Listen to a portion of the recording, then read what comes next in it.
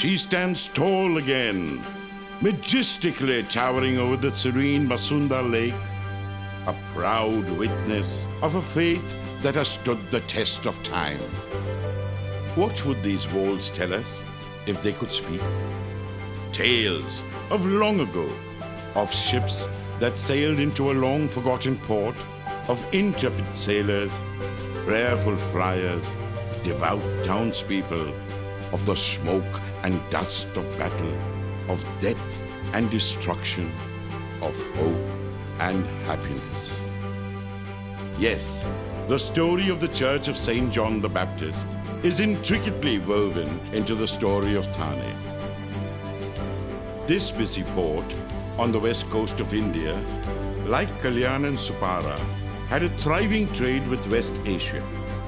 What's more, Thane had early ties with Christianity.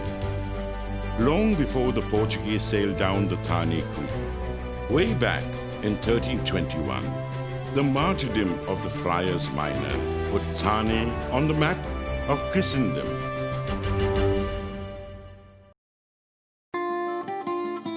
Two centuries later came the Portuguese, and through the 16th and 17th centuries, they built 6 churches and 2 hermitages. Just one of these churches has survived to this day, the Church of St. John the Baptist. Yet when constructed by the Franciscans in 1582, it was the Friary of St. Anthony, an oratory and a place of learning, of theology and the arts, and even housed a library. The church was built in the Baroque style, popular with early churches built on limited resources, possibly leaving ample space for decoration at a later date. The facade of the church has seen many changes. Its most ornate feature was the large carved door facing the lake. It was 10 feet wide, 8 inches thick, and 15 feet in height. And it took an army of altar boys to open.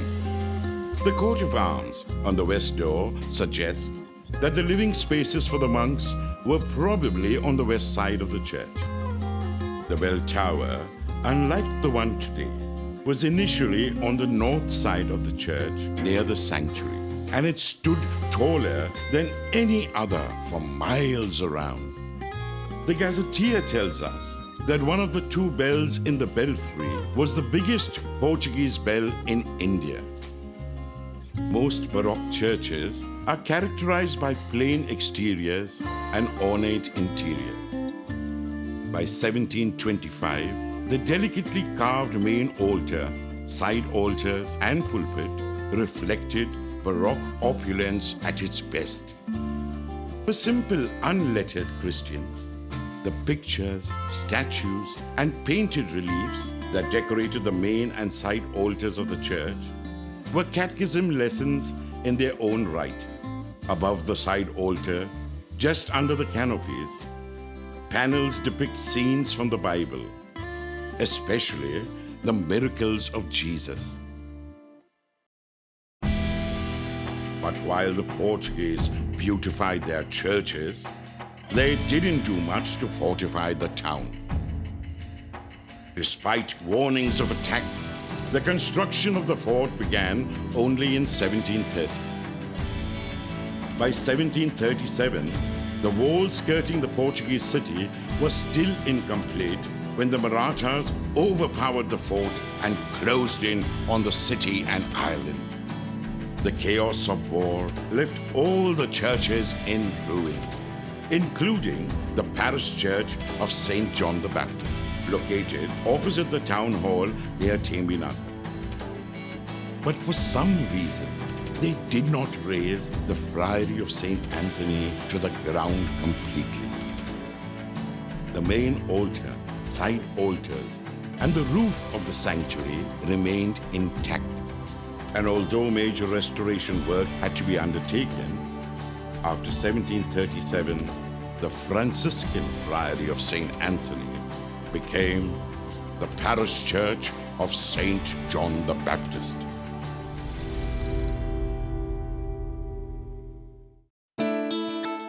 Later, under the control of the British, Thane's importance declined significantly as Bombay's economic value surged. In 1905, the church school changed from a Portuguese to an English school and opened its doors to children of all faiths. Girls began attending school in the 1930s, and in 1965, to serve the growing number of pupils, a 3-storied building was constructed on the west side of the church. The school serves generations of Thaneites, while the spaces around the old walls of the church are a happy playground for children of all ages. The roof of the church was renovated in 1910, while the encaustic marble flooring was completed in 1928. The entrance to the old parish house was changed sometime before 1960. The church underwent major renovations in 1963, while around the same time, the belfry at the north end of the church was demolished and rebuilt at the southeastern end, adorning the church's facade. The belfry was renovated again in 1992.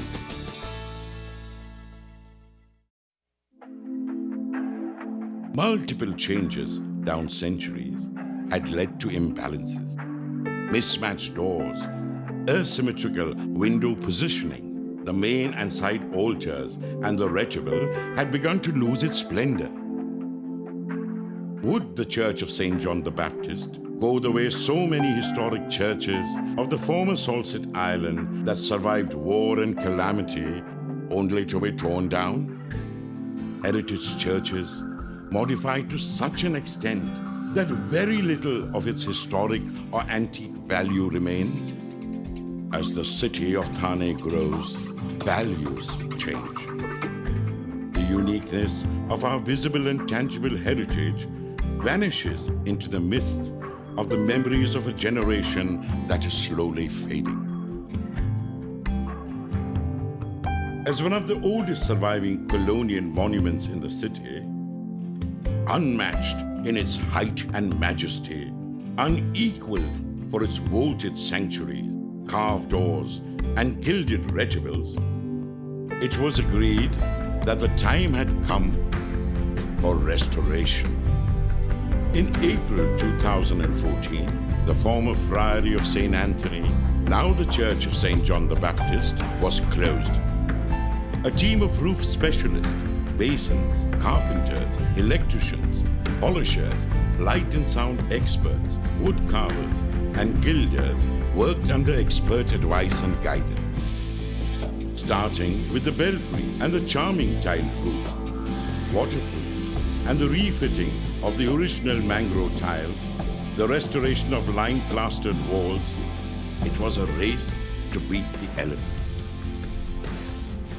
Inside the main church, the painting, polishing of the rafters, gilding of the reticules, refitting of the pulpit canopy, reconstruction of the main door, the gentle peeling off damaging layers of oil paint on the stone ark in the sanctuary.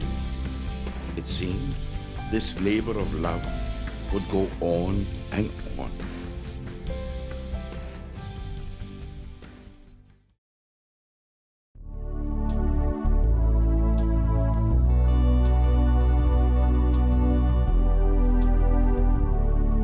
Finally, 18 months later, the church opens its carved doors again to welcome parishioners and visitors, rich and poor, old and young. The church bells will peal out joyously as it did centuries ago. The 433-year-old church walls will resound with voices raised in prayer and song. May our patron, St. John the Baptist, restore, rebuild, renew, and reinvigorate not just wood and stone, but the minds and the hearts of this vibrant Christian community.